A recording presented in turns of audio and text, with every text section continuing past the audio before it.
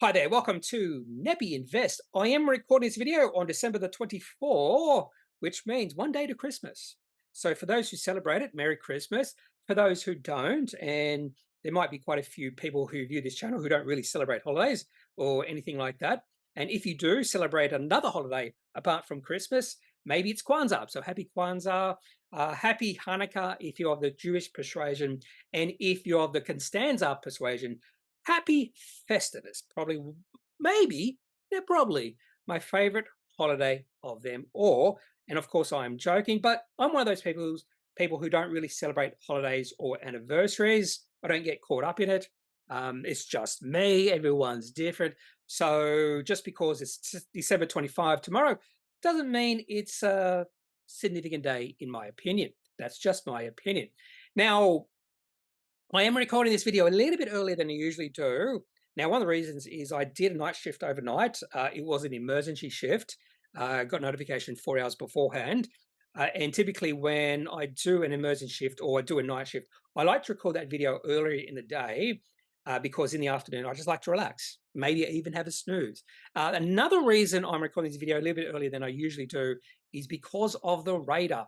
Now, this is the 64-kilometre Marburg radar. For those who don't know, we have Mount Stapleton. Not only Mount Stapleton, we also have Brisbane Airport radar.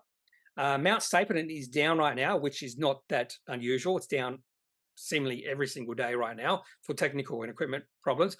But I do prefer Marburg radar over Mount Stapleton. They have upgraded this radar, and what we see right now, as I speak, is a pretty interesting storm system moving our way. It is unusual to get storms moving through Brisbane in the late morning. Typically they're afternoon, but sometimes you'll get them overnight in the morning. And this could be one of many during the rest of today, even into Christmas Day. Yes, Christmas Day could be quite active. What are they going public weather forecast? So I'm not a public weather forecaster. I'm an aviation forecaster. Showers, possible storm for the next 3 days. So quite active in Brisbane. Hopefully there's no big bash on Tuesday in Brisbane. Maybe that will be affected by the storms, but I'm paying close attention to the radar right now. And typically I do get a little bit excited when we do see interesting weather move through my area. So maybe about an hour, hour and a half to go before I see or hear some, well, maybe not an hour and a half to hear thunder. I might be hearing thunder within the next 15 to 20 minutes. Anyway, this is not a weather channel. This is an investing channel on YouTube. So let's discuss investing. And this is a portfolio and technical update video. And the first thing I usually do in these videos, and I release these videos every Sunday, is go through the performance of my 3 portfolios using different strategies. Now, one slight change I have made in my quality portfolio in terms of the benchmark, I have transitioned to the BetaShares NASDAQ 100 ETF, or NDQ. Someone actually did suggest this in the comment section of my previous video, and I thought about it, I went, oh, that's actually not a bad idea. The reasons they used were not probably the best reasons, and the reason they did say or suggest why I should be benchmarking against the NASDAQ 100 BetaShares is because it's the best performing ETF. Now, just because it might be the best performing ETF doesn't necessarily mean it's going to be the best performing ETF in the next 5 years. Sometimes value performs much better than tech. Sometimes emerging markets perform much better than the American markets, but we're just seeing over the past 10 or so years that the NASDAQ is probably, I'd say most likely, the best performing index in the world. But again, just because it is or has been the best performing index doesn't mean it remains so. But I am heavily invested in the NASDAQ. And if you look at my holdings, I have quite a few holdings in the NASDAQ, and I intend to increase my holdings in the NASDAQ because I shouldn't say this time is different, but quite a few companies in the NASDAQ, I can't see where the growth is going to stop because many of these companies are investing heavily into areas which I think are going to explode over the next decade. Did I hear thunder? No. So I've decided just to compare the performance of my quality portfolio. So this is just using the strategy that most people tend to invest, finding high quality companies, investing in those companies or holding those companies for the longest time. So if I do compare the performance of this particular portfolio, it doesn't quite beat the benchmark. 7.32% compared to 8.98%. And to be fair with you, I'm not that concerned about that. And the reason I'm not that concerned about that is because maybe I'm not the best investor using this type of strategy. Maybe my strengths are in other areas. So let's have a look at where my strengths might lay or lie. So, second portfolio is small caps. So this is where I concentrate on mostly profitable, growing small cap companies on the ASX. And uh, some of these companies, I hope they can transform into high quality companies in the future. So we're looking at those companies that have the potential to grow significantly over the next few decades. And I am comparing this particular portfolio to a different benchmark, which is the XSO or small ords. Or maybe I can change that in the future as well.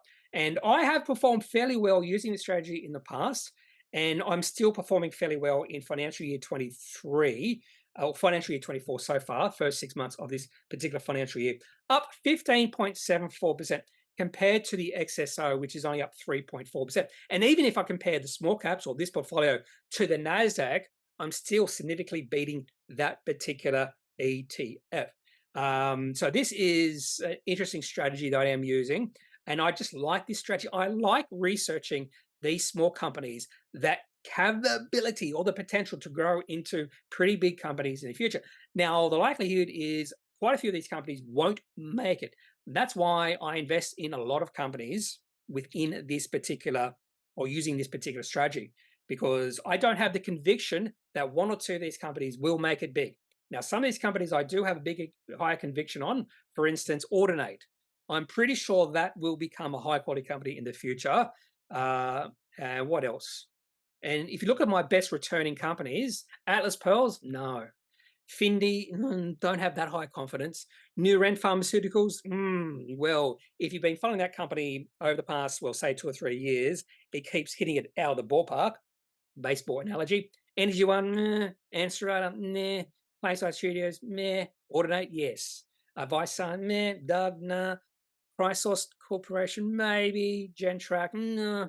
Hillgrove, well, that's a mining company. Bell Financial Group, maybe. So there's a lot of maybes here, and that's the whole point. And why I own quite a few companies in this or using this strategy is because some won't make it, but some will, and sometimes I don't know which companies will. There we go. So I do like this strategy, and it's significantly outperforming the benchmarks, ETFs, and that makes me really happy because I like using this strategy. But unfortunately, this strategy or this portfolio is not the best performing of my 3 portfolios. What is performing the best is my technical portfolio. So this is just using technical signals. And this is going absolutely gangbusters, up 25% compared to the STW. So I'm using 3 different benchmarks, which is only up 6.6%. Now, I have done something differently, and I haven't talked about all the activity all the sells and buys I've made during the week. I was a little bit active this week. So I did sell out of VGL in this portfolio, Collins Food in this portfolio, and MMA Offshore, which might be a mistake in this portfolio, up about 44%. But I did buy 2 companies, Cobram Estate Olives, which is already up. Where is it? Should be actually. So I'll just go to the companies I now or still own. So Cobram is up 4.2%. And I also bought Snowflake, a company on the New York Stock Exchange. I'll show you why I bought Snowflake in a second. And that means I actually transferred some money in my superhero account. So I can now actually trade on the New York Stock Exchange and the NASDAQ without paying any extra money, because there's a, what do you call it, a currency exchange fee, but no trading fee. So I can make as many trades as possible. So I've put about 5,000 Australian dollars into that superhero American account. So the main feature when you look at the current holdings in this portfolio is they're all in the black. There's only one company at the moment in the red, and that's Email Payments, down 0.31%. So, yeah. So one of the reasons I think this strategy is doing really well right now and might continue to do really well is because the number one rule in this strategy is don't make a loss. The second rule in this strategy is don't forget rule number one. So there are some people who, there should be some people who understand where that particular rule comes from. And I find it really interesting that I am actually am following that rule in this strategy, yet that rule was devised by Warren Buffett. Fairly similar to, I think I was paraphrasing a little bit, but that rule was developed by Warren Buffett. And Warren Buffett is like a value investor, the sort of investor who wants to own a company for the long term. And the way those followers of Warren Buffett and Charlie Munger, the way they invest is they use a margin of safety. And that's how they, try to not buy companies that are going to fall in price. But it's not a perfect system their way. This is a much perfect system because I have rules in terms of how much a share price is going to drop before I sell out. And that is 10%. And then I hold my winners as long as possible. Now, I sometimes do take profits. For instance, I took profits with MA Offshore, about 45%. I took profits with Collins Ferd, and I took profits with Vista Group, VGL. At this point in time, the best performing company in this portfolio is Step One, up 100%. And I have been questioning, when should I take profits in that company, or should I take profits at all? And then we have other companies. James Hardie, up 16.6%. ServiceStream, 14.1%. I want ServiceStream to get up to about $1.05, so I actually can sell and take profits in that company. Dicker Data up 13.7, Mass Group 13.2. So all these companies, they're up between about 4% and 17%. And I'm just going to let those hopefully keep on rising in share price and then eventually take profits in those companies. Even Zip, still up 2.7%. So very happy with how this portfolio is performing. And I've started or continuing my research in this in technical analysis. I have bought a few more books, and I'm going through these books with a finer detail. So I just want to see if I can improve my returns in this portfolio. So again, up 25% compared to the benchmark, 6.6%. So this is so far 6 months into the financial year.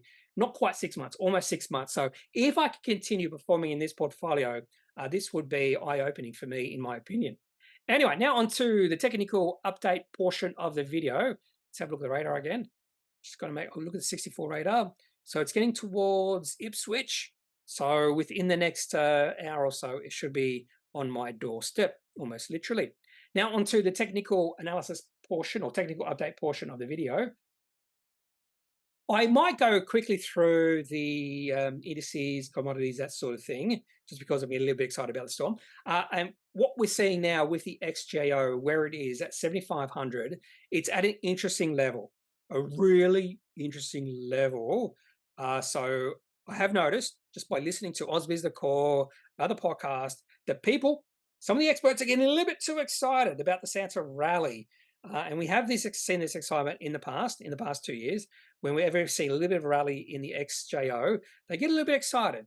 And there would be some technical analysis who say we're at the really important level between about 7,500 and 7,600, because whenever the XJO gets into this level, it pulls back. It's happened about 4 times, almost 5 times in the past 2.5 years. So the high in the XJO was actually back in August 2021 at, what was it, 76.32? 76.32 in August 2021. So if you go and look back at the last 2.5 years, the XEO has just been going sideways. So maybe this is just one of those periods where the XEO is going up towards the top of the trading range. XSO, beautiful, beautiful bounce, but still, if you look at the weekly chart, still in a downtrend, but the daily chart looks a little bit more interesting, but it is getting to an interesting level. Because if you look at the last 3 highs, were at the same level.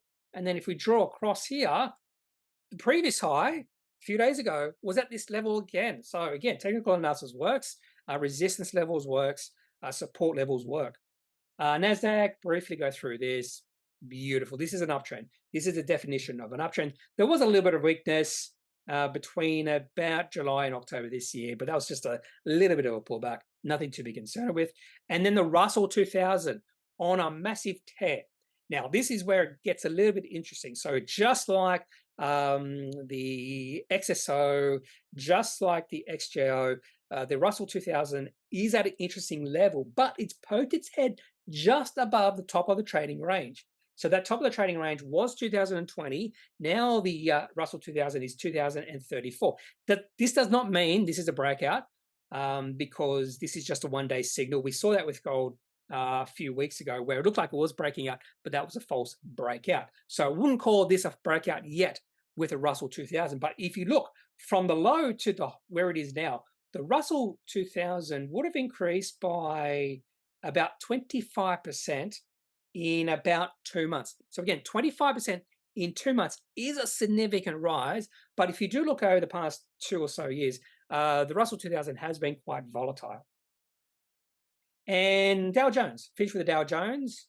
And the Dow Jones actually looks pretty nice, just like the NASDAQ. Now onto commodities and gold. I actually do like gold at the moment. So we had that false breakout a few weeks ago. Then we had it pull back all the way down to 1980, but it has rallied nicely to 2052. And this is just showing you a bit of a short-term uptrend. So the gold price went on a nice tear, then it pulled back, and then it's rebounded from that pull back. And if you just look at the gold price from about October to now, it's in or developing a nice little uptrend. But again, we want gold to get above 2060. And it looked like it briefly did get above 2060. Just decrease the size of my head. It did get above 2060 on Friday, very briefly. It got to 2070. So again, 2060 is a really significant resistance level for gold. So again, it failed to break above it on Friday. I did not see that until just then. Look at that one-day candlestick. You can just see a little tail or a little shadow above the main body. So again, if you look at we'll go to the 5-minute chart. There it is. You can see it break above that 2060 level at 9:25, and then fall below it about 5 hours later. So remain above the resistance level for 5 hours. And you can see pretty big volume coming in that 5-hour period. So you would have seen a lot of selling coming in, and then you can see the volume drifting back as this breakout or potential breakout was proven to be a false breakout. So people were getting too excited, and then a little bit too excited, but that excitement brought in the sellers. The sellers drove gold price back down below 2060, and that excitement faded away, and that's why the volume decreased. So it is interesting when you look at different time frames. Iron ore had a really interesting one day on Friday. According to this, iron ore went to $150 and then pulled back. I'm not sure what happened on that day. I actually did a Google search. I didn't find anything. Who knows? Uranium's still going up. US oil has rebounded a little bit, and it's got to a resistance level and is now struggling to go higher. So interesting where US oil is right now. Lithium still going down. Copper is looking interesting as well. So I do have one copper play in my small caps. That's Hillgrove. They are moving into production soon. I have started to look at Aries Resources. Is that oversold? Has the market beaten Aries Resources to a pulp a little bit too much? So maybe there is value in Aries Resources, because copper is starting to look interesting, a potential uptrend developing in copper. And then we also have coal. I look at coal and Bitcoin. Let's have a look at Bitcoin. So Bitcoin does look good. There was a little bit of pullback on the 11th of December, and then we saw a nice little rise, but Bitcoin is struggling to get above 44,000. It struggled back at the start of December. I can see it just moving sideways over about 5 days, and now Bitcoin is now moving sideways over the last 3 or 4 days. So if we do see a bit of buying coming in and Bitcoin gets to 45,000, that would confirm that this uptrend is still in play. But if it keeps struggling to get above 44,000, we might be at a pretty good, important resistance level for Bitcoin. And then should I look at bonds? Have a quick look at the bonds. Bonds still falling down. Yep, bonds still going on a downward trend. Although if you do look at the 30-year, it's going sideways over the past few days. Maybe it's just a breather. Just a breather in the now pretty interesting downtrend in 30-year government bonds. Now onto individual companies. Let's have a look at the radar quickly. Oh, still got time. All right. So let's start with a few companies I did sell. actually, yeah, well, we're putting two companies I sold. So I decided just to sell and take profits with Collins Food. It was a nice little run. I'm happy to take profits when we have a company like Collins Food. Now, if you look at the weekly chart, now there's no reason why I took profits at that point, except I do believe it was a little bit overbought. You can see a nice little rally in Collins Food's share price over the past month and a bit. In fact, say 2 months. And I thought it was just a little bit oversold or overbought. And I wouldn't be surprised to see a little bit of pullback. Even if the pullback doesn't happen, that doesn't really bother me at all because um, I've taken profits in this company and I got 20%.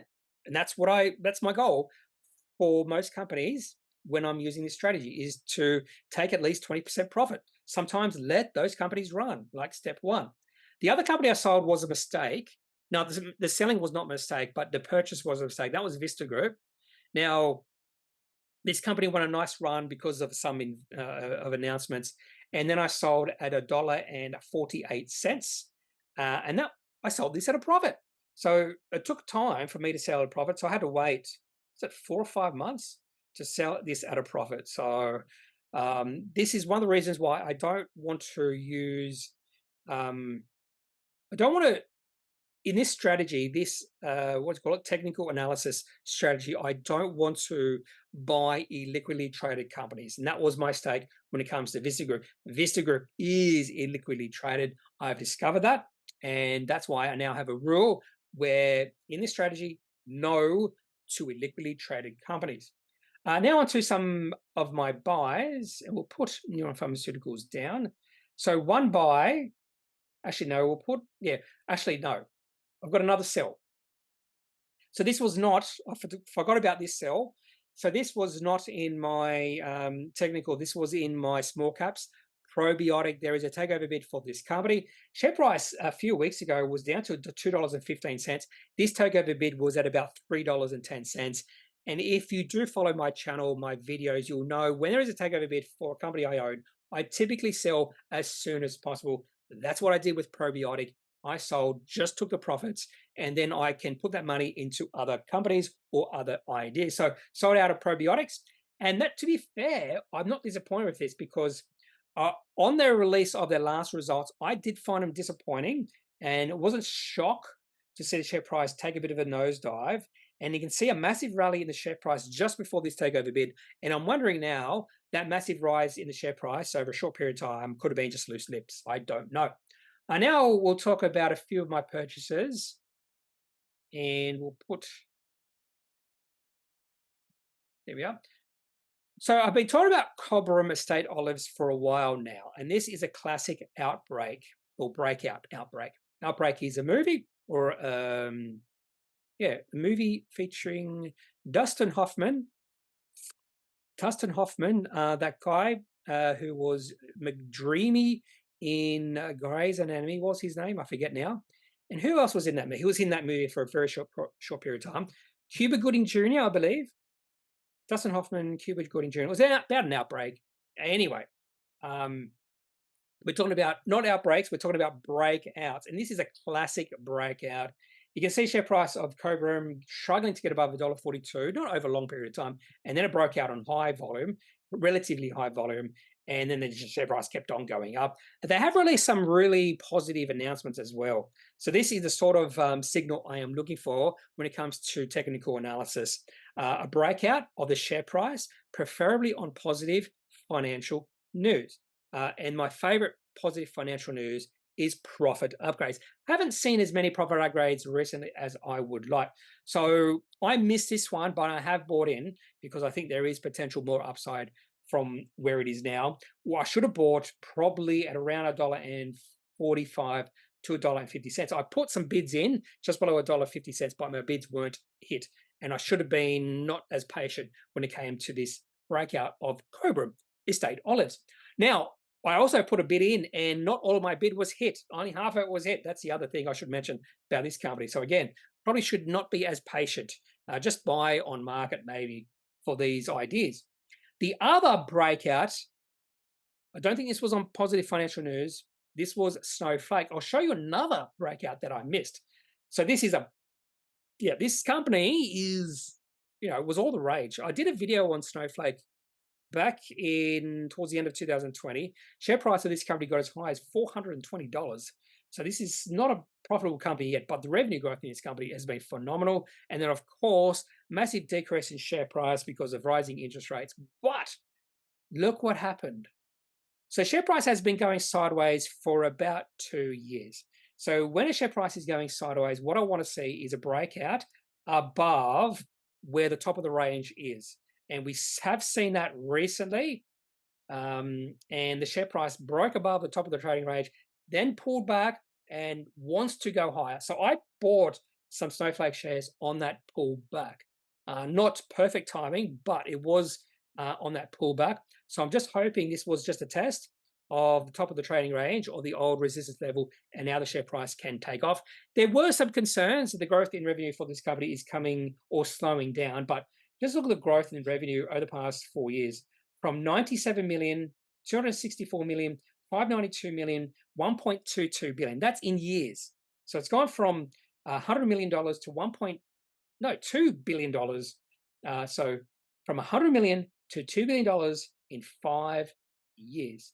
Not profitable yet, but I'm pretty sure that if they wanted to be profitable, they would. Also show you another company listed on the ASX with an Australian theme that I think also has broken out. So wait to the end of the video for that company. A company I am really thinking about taking a position in, maybe not a trading position, maybe a longer term position. That's MA Financial. We saw this share price breakout as well on 11th of December, the beautiful breakout, kept on rising, and the share price has pulled back. And it perfectly, the pullback on the Thursday, the 21st of December, perfectly tested the old resistance level. So that resistance level was $5.49. And the low on Thursday, 21st of December, was $5.49. It worked. I should have believed that it could test it perfectly and put an order in at $5.49, but maybe I missed it. But share price isn't that much higher than $5.49, $5.56. And maybe I should just trade this, because if it does break below $5.49 again, this would be a false breakout, and then I could just sell it. But I do like this company for a longer term buy. Neuren Pharmaceuticals, a company I will own. I did a standalone video, I believe, on Neuren Pharmaceuticals, a short video, but look at this chart, beautiful chart. I did hear someone say when the share price rallied to 30% on Monday, the 18th of December, that more than likely this massive gap will be filled fairly quickly. Not all gaps are filled. That is something I have discovered time and time again over the past 15 years. But there are some technical analysts who believe with 100% certainty that all gaps are filled. Sometimes you'll see a runaway gap that's not filled. So not all gaps are filled. And just because there is a big gap here between, what was it, the Wednesday, 13th of December and Monday, the 18th of December, it doesn't mean that gap's going to be filled. But let's wait and see. And if it is filled, they'll go, see, I told you so. But if it's not filled, they'll just forget about it in the future. Maybe I could tell them about it. Anyway, another company I was thinking maybe taking a sneaky trading position in my technical analysis portfolio is Domino's Pizza. So it had been going sideways for about 4 or 5 months. So decreasing volatility. If you're looking at Bollinger Bands, the Bollinger Bands would be squeezing together. And usually when you see a decrease in volatility or those Bollinger Bands squeezing together, eventually there's going to be a breakout in the share price, either to the upside or the downside, increase in volatility. That always happens when you see a squeezing in, but maybe not always happens, but it happens a lot when you see a squeezing in Bollinger Bands. And in fact, I know some people, some chartists, who use the squeezing in the Bollinger Bands, what you see here, squeezing in the moving averages, as a signal, as a trading signal. And possibly Domino's Pizza has broken out above this squeeze in the Bollinger Bands. And no, a sneaky, maybe not a sneaky, but a possible trading position.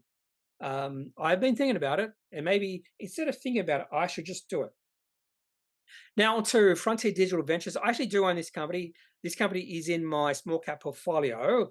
I bought somewhere in June, July. I forget exactly when. So not quite the low, not that good. The whole point of technical analysis, and I didn't buy this company because of technical analysis, because why would you buy here when the chart looks absolutely ugly. I bought because I think this company has a potential to become operating cash flow, free cash flow positive and profitable fairly soon. And I just wanted to buy some shares in this company. Now, what's been interesting about Frontier Digitals over the past week is just the share price movement. Share price has gone from 42 cents to 54.5 cents in the past week. So if you look at the weekly chart, share price has grown or increased 30% in 1 week. I don't think the company released any news. I could be mistaken.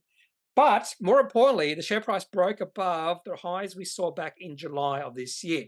So the last time the share price was this high was in April of this year. So we are talking about a 6-month high in the share price.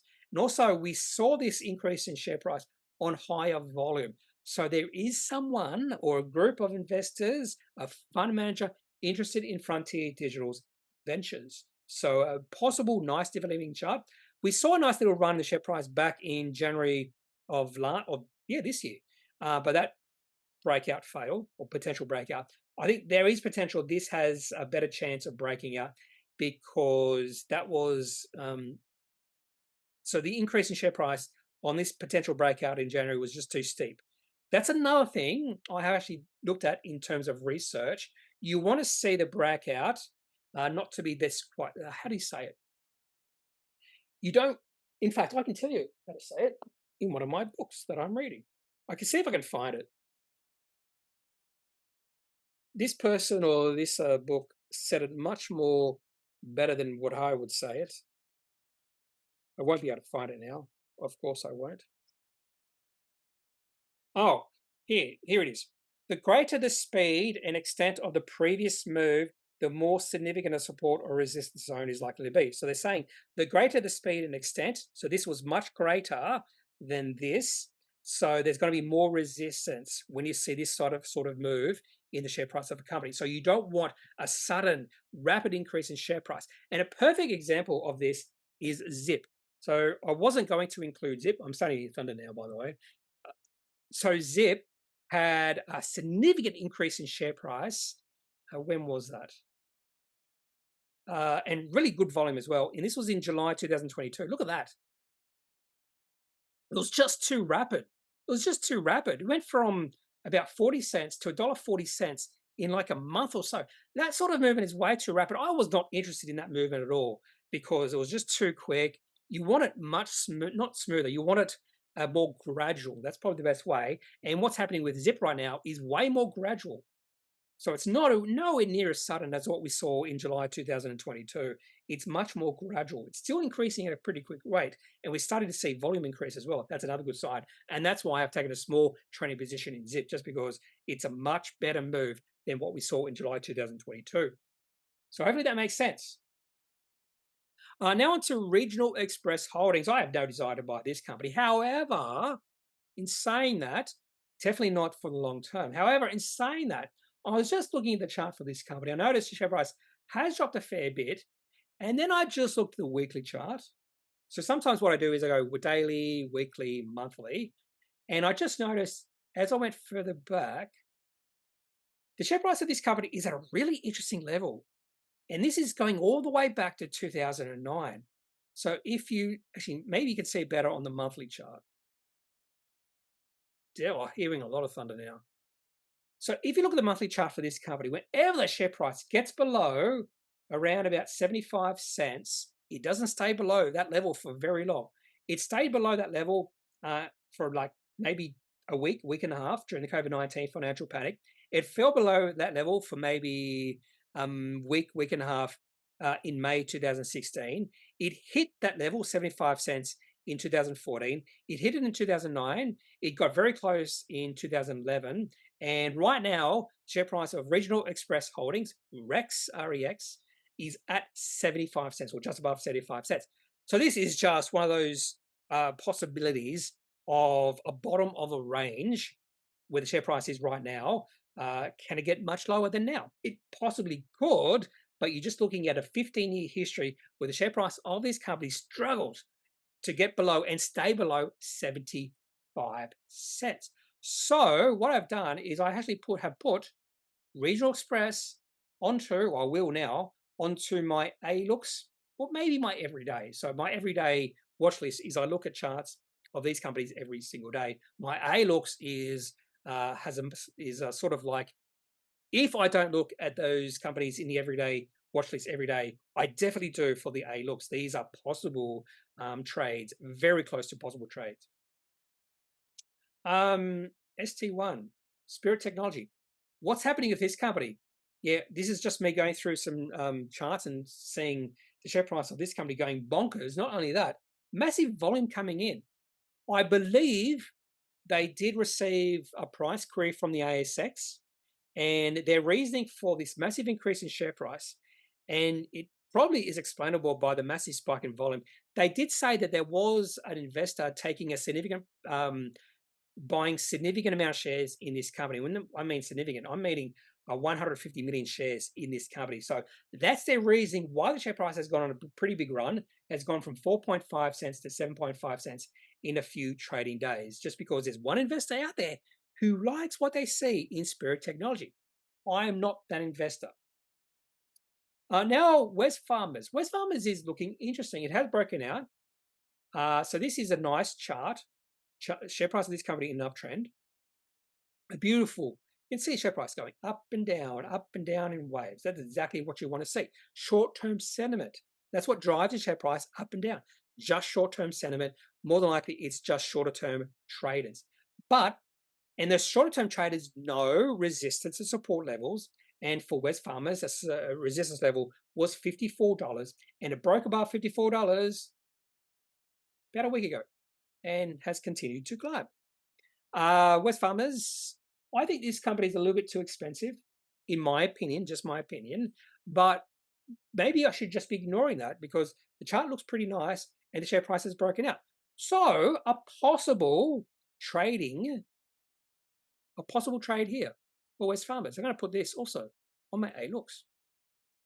And finally, I missed this one, really missed it. However, I'm hoping the share price pulls back because this is another classic breakout, Atlassian, Australian themed, Georgia. Anyway, share price was in a downtrend. It did look like the share price the downtrend was coming to an end. We didn't see much of a rise in share price, but definitely the downtrend had come to an end. We saw some higher highs, some higher lows, and then we did have a bit of a resistance level at about $215. Share price hit that level about close to that level about 3 times in the past 4 or 5 months, and then all of a sudden the share price just took off, just went full. In fact, the share price went from $190 to $240 in about 2 weeks, and then if you look at the volume, some pretty good volume coming in as well.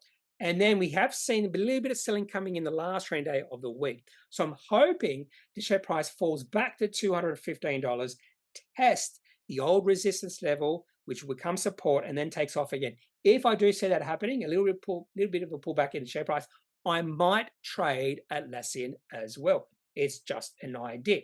Now, as the thunder does increase and get louder, I wonder if that's severe. That looks severe. See that how it's red cord or even black cord. So this is moving towards Mount Glorious, Samford Valley, Samson Vale. So north of Brisbane. I wonder if there's very unusual to get really severe storms this time of day. More than likely, typically the severe storms happen between about 3 p.m. and 6 and 7 p.m. But I wouldn't be surprised to see if there is a warning for this. Yes, there is a warning, and there it is. They probably don't have any reports yet. So there was a severe storm that hit Gatton last night, massive hail, and they named that a very dangerous storm with destructive winds and very large hail. So no reports just yet, but this warning was issued 16 minutes ago. So very exciting for a weather nerd like me when you see storms like this. Now, I don't want severe storms hitting my house.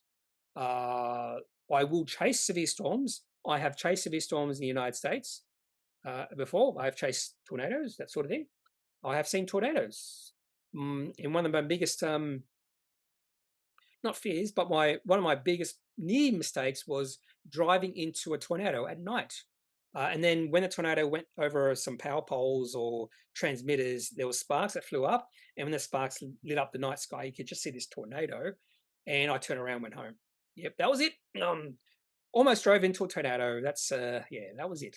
for me. Anyway, so that's all I got for today's video. Exciting times if you're a weather nerd, particularly if you love thunderstorms. My dogs, because I love thunderstorms, this is another thing.